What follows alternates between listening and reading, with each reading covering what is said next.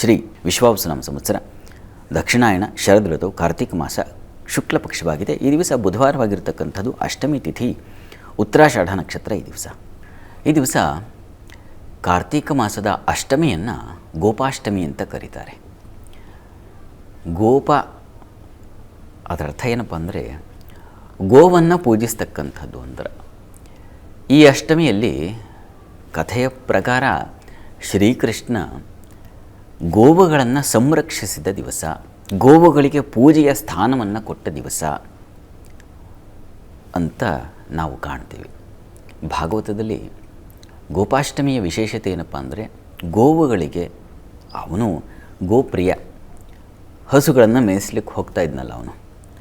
ಗೋವುಗಳ ರಕ್ಷಣೆ ಯಾಕೆ ಅಂತಂದರೆ ಅವುಗಳಲ್ಲಿ ಘೃತವಿದೆ, ಅಮೃತವಿದೆ, ಹಾಲಿದೆ, ಮೊಸರಿದೆ, ಏನಿಲ್ಲ. ಗವಾ ಮಂಗೇಶು ತಿಷ್ಠಂತಿ ಭುವನಾನಿ ಚತುರ್ದಶಾಹ ಅಂತ ಮಾತು. ಗವಾ ಮಂಗೇಶು ತಿಷ್ಠಂತಿ, ಗೋವುಗಳ ಅಂಗಗಳಲ್ಲಿ 14 ಲೋಕಗಳೇ ಇದ್ದಾವಂತೆ. ಮುಕ್ಕೋಟಿ ದೇವತೆಗಳ ಸ್ಥಾನ, ಲಕ್ಷ್ಮೀ ಸ್ಥಾನ, ಎಲ್ಲವನ್ನ ದೇವತಾ ಸ್ಥಾನ ನಾವು ಗೋವಿಗೆ ಕೊಟ್ಟಿದ್ದೀವಿ. ಈಗಲೂ ಪಾಪ ಎಷ್ಟೋ ಜನ ರಸ್ತೆಯಲ್ಲಿ ಹೋಗ್ತಾ ಇದ್ದಾರೆ, ಯಾವುದಾದ್ರು ಗೋವು ಕಂಡ್ರೆ ಗಾಡಿಯಲ್ಲಿ ಹೋಗ್ತಾ ಇದ್ರೂ ಚಿಂತೆ ಇಲ್ಲ, ಕೈ ಒಂದು ಸಲ ಹಿಂಗೆ ಕಣ್ಣಿಗೆ ಹೊತ್ಕೊಂಡು ಹೋಗ್ತಕ್ಕಂಥದ್ದು ನಾವು ಕಾಣ್ತೀವಿ. ಗೋವಿಗೆ ಅಷ್ಟು ಭಕ್ತಿಯ ಒಂದು ಸ್ಥಾನವನ್ನು ಕೊಟ್ಟಿವಿ, ಶ್ರದ್ಧೆ. ಅದು ಮಹಾ ಪೂಜನೀಯ ಸ್ಥಾನವನ್ನು ಪಡೆದಿದೆ ನಮ್ಮ ಸಂಸ್ಕೃತಿಯಲ್ಲಿ. ಇದಕ್ಕೆ ಕಾರಣವಾಗಿದ್ದು ಕೃಷ್ಣ ಪರಮಾತ್ಮ. ಅವನ ಕಾಲದಲ್ಲಿ ಆ ಗೋವುಗಳಿಗೆ ಇಂದ್ರನಿಗೆ ಪೂಜೆಯನ್ನು ಸಲ್ಲಿಸ್ತಾ ಇದ್ದರು. ಇಂದ್ರನಿಗೆ ಪೂಜೆ ಅಲ್ಲಪ್ಪ ನಾವು ಮಾಡಬೇಕಾಗಿರುತ್ತೆ, ಗೋವುಗಳಿಗೆ ಪೂಜೆ ಮಾಡೋಣ. ಅವುಗಳು ನಮಗೆ ಹಾಲು ಕೊಡ್ತಾ ಇದೆ, ಅಮೃತ ಕೊಡ್ತಾ ಇದೆ, ಸಾಕ್ತಾ ಇದೆ. ಮಕ್ಕಳಿಗೆ, ಹುಟ್ಟಿದ ಮಕ್ಕಳಿಗೆ ದೇಹ ಪುಷ್ಟದಾಯಕವಾಗಬೇಕು, ಬಲ. ಎಲ್ಲರೂ ಬೆಳೆದಿರ್ತಕ್ಕಂಥದ್ದು ಹಸುವಿನ ಹಾಲು ಕುಡಿದೆ ಅಲ್ವಾ, ಅದು ಬೇಕಾಗತ್ತಪ್ಪ. ಹಾಗಾಗಿ ನಮಗೆ ಅಮೃತವನ್ನು ಸುರಿತಾ ಇರತಕ್ಕಂಥ, ನಾವು ಅಮೃತವನ್ನು ಒದಗಿಸ್ತಾ ಇರತಕ್ಕಂಥ ಮಹಾತಾಯಿ, ಅದಕ್ಕೆ ಪೂಜೆ ಮಾಡಬೇಕು ಅಂತ ಹೇಳಿ, ಅದಕ್ಕಾಗಿಯೇ ಇಂದ್ರ ಕೋಪಗೊಂಡ್ಬಿಟ್ಟು ಧಾರಾಕಾರವಾದ ಮಳೆಯನ್ನು ಸುರಿಸ್ತಾ ಆ ಗೋವರ್ಧನ ಗಿರಿ ಅಂತಕ್ಕಂಥದ್ದು ಕೊಚ್ಚಿ ಹೋಗುವ ಮಟ್ಟಕ್ಕೆ ಮಳೆ ಬಂತು. ಆಗ ಕೃಷ್ಣ ತನ್ನ ಕಿರುಬೆರಳಿನಲ್ಲಿ ಆ ಗೋವರ್ಧನ ಗಿರಿಯನ್ನು ಎತ್ತಿ ಹಿಡಿದ. ಗೋವುಗಳಿಗೆ, ಅಲ್ಲಿನ ಜನರಿಗೆ, ಅವನಿಗೆ ಆಶ್ರಯಿಸಿದವರಿಗೆಲ್ಲ ರಕ್ಷಣೆಯನ್ನು ಕೊಟ್ಟ ಅಂತಕ್ಕಂಥ ಕಥೆ ನಾವು ಕೇಳಿದ್ದೀವಿ. ಆ ರೀತಿಯಲ್ಲಿ ಗೋವಿನ ಪೂಜೆಯನ್ನು ಮಾಡಿ, ಗೋವು ನಮ್ಮ ಭಾರತೀಯ ಸಂಸ್ಕೃತಿಯಲ್ಲಿ ಅದು ದೈವಸ್ಥಾನವನ್ನು ಪಡೆದಿದೆ, ಅದೊಂದು ದೇವತೆ. ಹೀಗಾಗಿ ಪೂಜೆ ಮಾಡಬೇಕು. ಅದು ಸರ್ವವು, ಅದರ ಗಂಜಳ ಅಂತೀವಲ್ಲ, ಆ ಗೋಗಂಜು, ಅದು ಎಷ್ಟು ಪವಿತ್ರವಾಗಿದೆ, ಎಷ್ಟು ಅಶುಚಿಯನ್ನು ನೀವು ಪುಣ್ಯಾಹ ಮಾಡಿದ್ರೆ ಮನೆಯಲ್ಲಿ ಗೋಗಂಜಳ ಹಾಕಲೇಬೇಕು.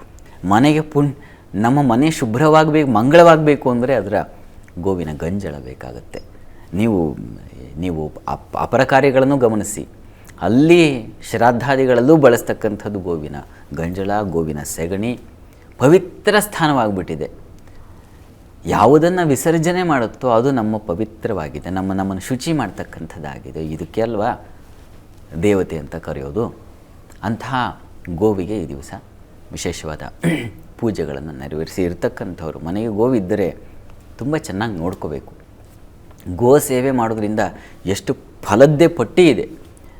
ಗೋದಾನ ಪಂಚಾಂಗ ಮಾಕರ್ಣ್ಯತಂ, ಪಂಚಾಂಗ ಶ್ರವಣ ಮಾಡುವಾಗ ಗೋದಾನದ ಫಲ ಬರುತ್ತಪ್ಪ ಪಂಚಾಂಗ ಕೇಳಿದ್ರೆ ಅಂತಿದೆ. ಆ ಗೋದಾನಕ್ಕೆ ಇನ್ನೆಷ್ಟು ಫಲ ಇರಬೇಕು ಯೋಚನೆ ಮಾಡಿ.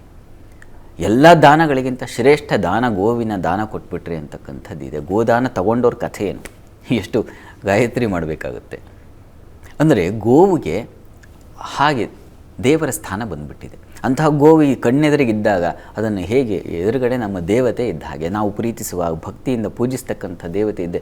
ಯಾವ ಮಟ್ಟಿಗಿನ ಆ ಹುಲ್ಲನ್ನು ತಂದು ತಿಂದು, ಈಗಿನ ಗೋವಿನ ಪರಿಸ್ಥಿತಿ ನೋಡಿಬಿಟ್ರೆ ನಮ್ಮ ಬೆಂಗಳೂರಲ್ಲಂತೂ ಕಸ ಕಡ್ಡಿ ಎಲ್ಲ ತಿಂತಾ ಇರುತ್ತೆ ಪಾಪ, ಹಿಂಸೆ ಆಗುತ್ತೆ. ಅದೊಂಥರ ಸಮೃದ್ಧವಾದ ಹಸಿ ಹುಲ್ಲು ಬೇಕಾಗುತ್ತೆ ಅದಕ್ಕೆ. ಅದು ಕೇಳೋದೇನನ್ನ, ಸ್ವಲ್ಪ ಹುಲ್ಲು, ಹಿಡಿ ಹುಲ್ಲು, ಸ್ವಲ್ಪ ನೀರು, ಇಷ್ಟು ಬಿಟ್ಟರೆ ಇನ್ನೇನನ್ನೂ ಅದು ಅಪೇಕ್ಷೆ ಮಾಡೋದಿಲ್ಲ.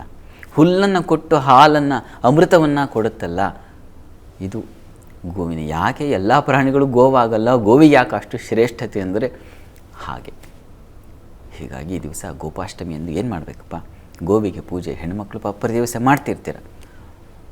ಗೋವಿಗೆ ವಿಶೇಷವಾಗಿ ಸೇವೆ ಅಂದರೆ ಹೇಗೆ ಗೊತ್ತಾ, ಅದನ್ನು ಚೆನ್ನಾಗಿ ತೊಳೆಯಬೇಕು, ಆ ಮೈಯನ್ನು ತೊಳೆಯಬೇಕು. ಅದಕ್ಕೆ ಎಲ್ಲೋ ನವೆ ಆಗ್ತಾ ಇರುತ್ತೆ, ಅದನ್ನು ಸರಿಪಡಿಸಬೇಕು. ಸ್ವಲ್ಪ ಬಿಸಿ ನೀರು ಹಾಕಿ ಸಮಮಟ್ಟಿಗಿನ ಅದನ್ನು ಚೆನ್ನಾಗಿ ಮೈ ಉಜ್ಜಿ ಕಾಲುಗಳನ್ನು ತೊಳೆದು ಅವುಗಳಿಗೆ ಅರಿಶಿನ ಕುಂಕುಮ ಇಟ್ಟು ಒಂದು ಹೂವಿನ ಹಾರ ಹಾಕಿ ಅದಕ್ಕೇನು ಅಪೇಕ್ಷೆಯೋ ಅಂತ ಹಸಿ ಹುಲ್ಲನ್ನು ತಂದು ತಿನ್ನಿಸಿ, ಬಾಳೆಹಣ್ಣು ನಾವು ಏನನ್ನು ತಿಂತೀವೋ ಬಾಳೆ ಎಳೆ ಸಹಿತವಾಗಿ ಗೋಗ್ರಾಸ ಅಂತ ಕರೀತಾರೆ, ಅದನ್ನು ಶ್ರದ್ಧೆಯಿಂದ ಮಾಡಿ ಗೋ ಸೇವೆ ಮಾಡಿ ನಿಮ್ಗೆ ಯಾವ ನೋವು ಬರಲ್ಲ, ದುರ್ಭಿಕ್ಷೆ ಮೊದಲೇ ಬರೋದಿಲ್ಲ.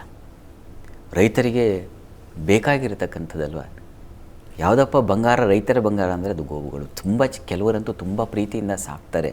ಅವು ಗೊರಸುಗಳಿಗೆಲ್ಲ ಒಳ್ಳೆ ಇವುಗಳನ್ನು ಅಲಂಕಾರ ಮಾಡಿ ಎಷ್ಟು ಚೆನ್ನಾಗಿ ಅಂದರೆ ಒಂದು ರೀತಿಯ ತಾಯಿಯನ್ನು ನೋಡ್ಕೊಂಡು ಹಾಗೆ ನೋಡ್ಕೊಳ್ತಕ್ಕಂಥ ಮಂದಿ ಕೂಡ ಇದ್ದಾರೆ ಪಾಪ. ಅವರಿಗೆಲ್ಲ ನಮಸ್ಕಾರ ಹೇಳಬೇಕು.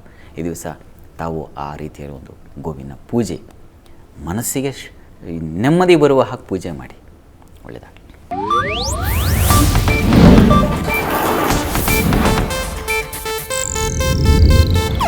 ಇದು ಏಷ್ಯಾನೆಟ್ ನ್ಯೂಸ್ ನೆಟ್ವರ್ಕ್ ಪ್ರಸ್ತುತಿ.